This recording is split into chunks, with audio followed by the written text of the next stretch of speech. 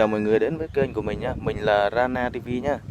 Hôm nay mình có quay một cái đoạn video, mình sẽ quay một cái đoạn video nhà bạn bè mình nó có cái giỗ á.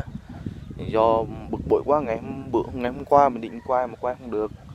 Thì hôm nay mình sẽ quay một cái đoạn mình nó làm đồ nhậu đi, đồ ăn uống rồi đủ thứ luôn. Thì nói chung là tất tật luôn nhá mọi người nhá. Mình sẽ quay mình sẽ để camera giấu kín, tại vì mấy ông này mà thấy mình quay nó cứ nhõng nhẽo lắm, kiểu như là cho mình quay á. Hôm nay mình sẽ quay bằng được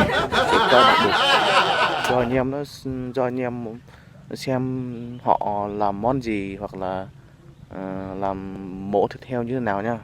Mọi người theo dõi kênh này nha. Mình bí mật nha, bí mật để quay cái đặt camera này cho nó kín kín một tí để họ không thấy nha mọi người nha.